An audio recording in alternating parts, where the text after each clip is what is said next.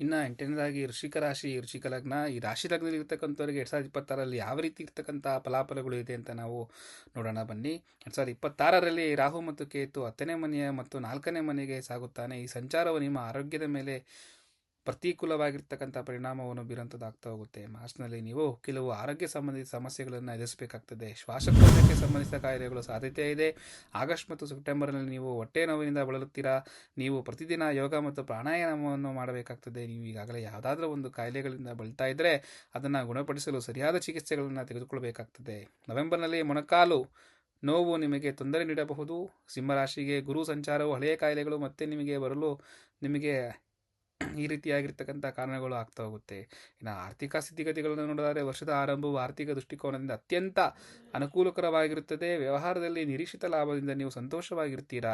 ಷೇರು ಮಾರುಕಟ್ಟೆಯಲ್ಲಿ ಮತ್ತು ಮ್ಯೂಚುವಲ್ ಫಂಡ್ಗಳಲ್ಲಿ ಹಣವನ್ನು ಹೂಡಿಕೆ ಮಾಡುವುದರಿಂದ ನಿಮಗೆ ಬಹಳಷ್ಟು ಅನುಕೂಲಕರವಾಗಿರುತ್ತದೆ. ನಿಮಗೆ ಪ್ರಭಾವಶಾಲಿ ಲಾಭವನ್ನು ಉಂಟುವಾಗುವಂಥದ್ದು ಆಗ್ತಾ ಹೋಗುತ್ತೆ. ವರ್ಷದ ಮೊದಲಾರ್ಧದಲ್ಲಿ ಶನಿಯ ಮೇಲೆ ಗುರು ಅಂಶವು ಉದ್ಯೋಗದಲ್ಲಿ ಬಡ್ತಿಯೊಂದಿಗೆ ಉತ್ತಮ ಆರ್ಥಿಕ ಅಂಶಗಳನ್ನು ಕೊಡ್ತಾ ಹೋಗುತ್ತೆ. ಜನವರಿ ಮತ್ತು ಮೇ ನಡುವಿನ ಅವಧಿಯು ನಿಮ್ಮ ಆರ್ಥಿಕ ಸ್ಥಿತಿಗತಿಗೆ ಅನುಕೂಲಕರವಾಗಿರ್ತದೆ. ಏನಂದ್ರೂ ಕೂಡ ನಿಮ್ಮ ವೈದ್ಯಕೀಯ ವೆಚ್ಚಗಳು ಈ ರೀತಿ ಹೆಚ್ಚಾಗಿರ್ತದೆ. ಖರ್ಚು ವೆಚ್ಚಗಳು, ದುಂದು ವೆಚ್ಚಗಳು ಈ ವರ್ಷದಲ್ಲಿ ಬಹಳಷ್ಟಿರ್ತದೆ. ನೀವು ಏನಂದ್ರೂ ಕೂಡ ವ್ಯವಹಾರದಲ್ಲಿ ದೊಡ್ಡ ಹೂಡಿಕೆಗಳನ್ನು ಮಾಡುವಂಥದ್ದು ಈ ವರ್ಷದಲ್ಲಿ